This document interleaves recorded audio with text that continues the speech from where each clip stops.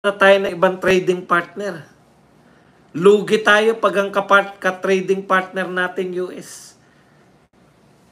Ang nakakahiya pa po, Mr. President, ayan na lang ang bawi namin sa iyo. Wala kang maipagmamalaki. Lahat ng mga hinabol mo, no? Hindi mo pwedeng ipagmalaki yan at manggigigil lalo sa iyo mga tao. Pag pinagmalaki mo na ang achievement mo, napakulong mo si Tatay Digong, iniinsulto nyo pa yung mga tao. Ngayon, ano kayo? Ano naman kung naniniwala ba kayo na marami sila kaysa sa atin? Ganun po talaga demokrasya. Ang gusto nyo pala lahat, mapaniwala nyo eh. Ganito po ang demokrasya, rule of majority. Dapat lang po makuha natin yung majority. Hindi po natin makuha ang lahat. Sila nga, kukunti na lang sila, pero kung magmalaki pa eh. Tayo pang nakakarami. Sa tingin nyo ba, marami pa natutuwa kay Marcos? Tingnan nyo nga yung sinasabi ni Donald Trump, panay kabaliktaran. Yan po ang sarcastic. Tough negotiator. Mahal ng mga tao. Yan yung ano niya kay Marcos eh. Tough negotiator at mahal ng mga tao. Wala bang intelligence si Donald Trump? Na milyon ng mga nagrally laban kay BBM? Yung mga hinabol niya po sa sabungero. Pucha, pwede nyo naman talagang i-declare na case solved na yun eh. Dahil meron kayong testigo, may nahukay kayong mga buto. Tapos papakulong nyo lang yung mga papakulong nyo lang yung mga sinabi ng inyong ng inyong whistleblower, di ba? Tapos idedeklara nyo close solve, case solve. Hindi. Instead na meron kayo may pagmamalaki na na-resolve ninyo yung kaso ng mga sabungero, gusto pa ninyong ikabit sa mga Duterte yung mga sabungero. Kaya, hindi nyo may pagmamalaki kasi wala pa eh. Hindi nyo pa makonekta eh. Paano po kayo magmamalaki paano nyo may pagmamalaki na gumastos tayo ng 1.4 billion a day sa flood control? Wala naman ako control na ba? Dapat ipagmalaki nila yung buto ng tao na nahukay sa cemetery. Binapo flood control project ni BBM. Naka-likes na. Wala na may pagmamalaki ngayon. Yung hinabol niya yan eh. Alam nga na may pagmalaki mo yan, 19% to 0. Tatay Badong, di ako naniniwalang professor yan si Badingdong na Haiderian. Baka part-timer lang yan. Dan like sir, boss, wala nang pag-asa, mas marami pa ako ngayon nagtatanggol sa US kaysa sa Pilipinas. Wala nang pag-asa, mas marami pa ako ngayon nagtatanggol. Hindi ko naintindihan. O di, wag, ganito lang po, may choice naman kayo. Mawalan kayo ng pag-asa, okay lang po yan. Hindi ko na po kayo pipilitin. Basta kami, malaki po pag-asa namin. Mananalo si BP Sara sa 2028. Baka kasi kayo, ang gusto ninyo ngayon na mapalitan na si Marcos ngayon. Mahirap po talaga yun. Pero po, kung ang pag-asa po ninyo, matatapos din yan, mananalo kasi si BP Sara sa 2028, wala kayong problema. Tayo ko na talaga 2028. Huwag po kayo anong magagawa natin kung mawawalan kayo ng pag-asa? Ang gusto nyo po, wala naman po nananawagan na palayasin na natin yan. Nananawagan tayo magkusa siya. Hindi po magkukusa yan. Wala nga naintindihan. Nasaan na Maharlika Fans? Naglaho na rin tulad ng 5,500 flood controls. Ang tanong, billion po yan. Hindi po nila iniimbestigahan. Kaya ngayon paniningil po ang gagawin natin.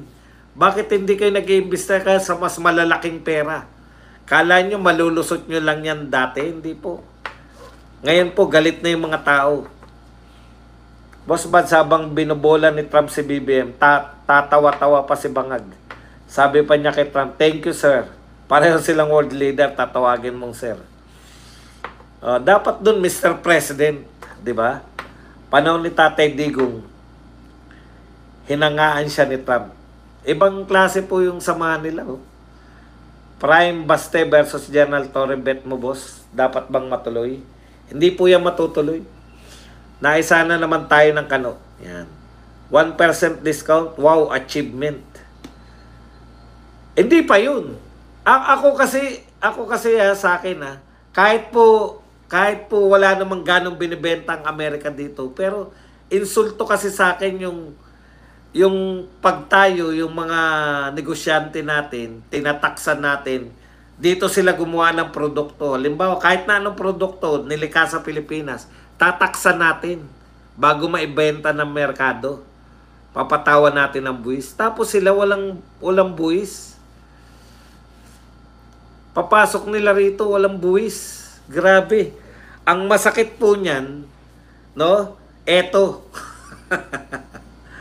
Kung sakalin dumating, nagtatanim na po ng mga bigas yung Amerika eh. Kung tayo pa po mag-i-import ng bigas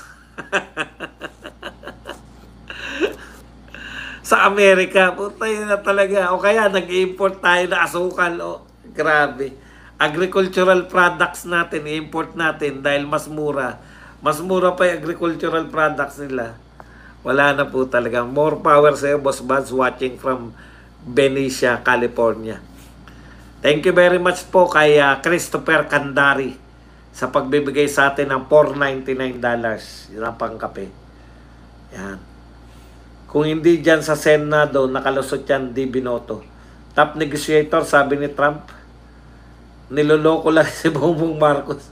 Top negotiator, zero tariff ang US, kaya na uto si Bongbong Marcos.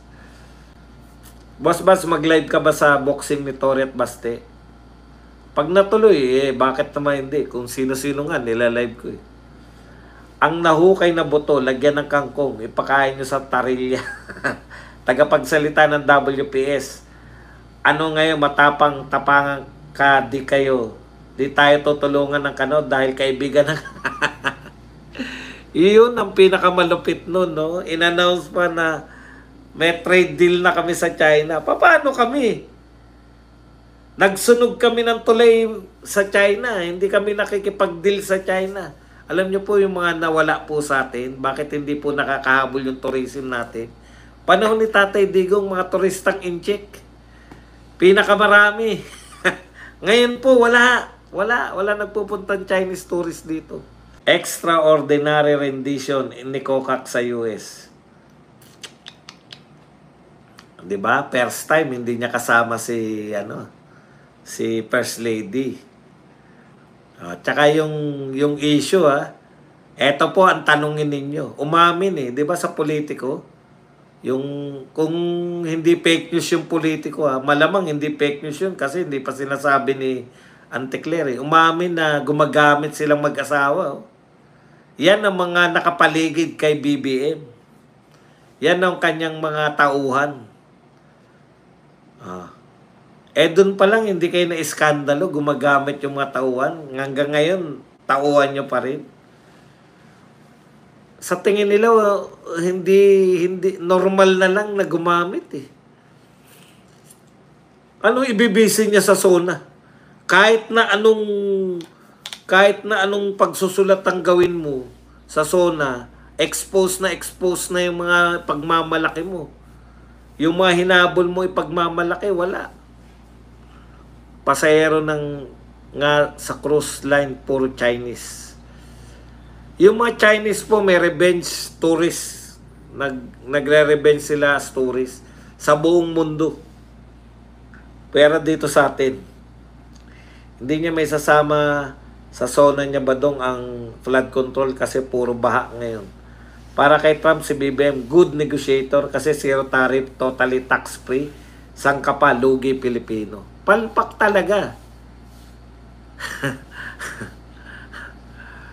Hindi pa rin iskandalo sa kanila, wala lang pakialam Boss Bas, bakit si Torre hindi pa nasusuntok, nangingitim na buong katawan?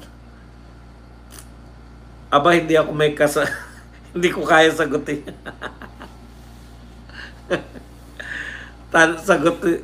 Itanong nyo raw sa nag-impose. Ang tindi talaga Never mind BBM. Wala, no? Wala talaga tayo. Kawawa talaga. Tatay Badong, tanong lang, ano masasabi mo sa interview ni S.O. Jerry Mulya na sinabi niyang i-dismiss niya yung appeal na buksan ulit ang kaso ni De Lima? Immaterial na po sa akin. Drama lang po. Ako ngayon na dinismiss na nila, tingin ko another attempt yan for scapegoating. Ang daming issues di ba? Alam kasi nila yung kiliti ng mga Duterte. Alam nila yung mga Duterte na gusto nating makulong si De Lima. Alam din nila na pinagtatanggol natin yung Dolomite, no? Alam din nila na galit sila pagka binabanatan yung galit yung Duterte supporters pagka binabanatan yung Davao City. Kaya may naaral ko na yung mga gimmick nila Kaya gusto mong galitin ng mga Duterte. Banatan mo yung Davao, banatan mo yung mag-ama, banatan mo yung confidential fund, yan yung isa, 'di ba? Banatan mo yung Duterte. Gusto mong ma-irita yung mga Duterte, ipagmalaki mo na, yan, gawin mong issue yung mga kay De Lima, 'di ba? Pagsalitain mo sila, yung sila Trillanes, yan. Tapos isa pa, yung Dolomite. Banata mo alam na alam nila kung paano tayo galitin. Kaya lang, kung minsan nyo lang ginagawa, okay, effective. Pag inaraw-araw nyo na, parang pamamalo yan Kaya nagiging sutil yung mga bata. Walang kaabog-abog, papaluin mo, bubugbugin mo yung anak mo. Effective yung pamamalo kung mabigat na mabigat yung kasalanan. Pero yung naglalaro lang sa labas. At umuwi. Bigla, saan ka galing? Kataw ka na kagad. Puta, mawawala na sa kanyang silbi yung parusa Hindi na mag-iisip yan 'Di ba? Yun po yung masamang epekto ng yung pananakit. Pero yung minsan mo saktan, minsan mong paluin, magtatanda talaga yan Ganyan po yung ginagawa ninyo sa mga Duterte. Na-immune na kami. Yung Mary Grace Piatos, putya, ilang taon nyo nang ginigisa yung Mary Grace Piatos. Tapos bigla kayo may makikita meron ako nakita yung Shell Joke, no? May nakita ko na Ivana Alawi. Wala nang epekto yun Yung mayat-mayan sinisisi nyo sa mga Duterte ang lahat ng bagay, lahat ng mga nangyayari, nawawalan po siya ng epekto. Hindi nyo ba alam yun? Kaya ngayon, pinagtatawanan na lang ngayon.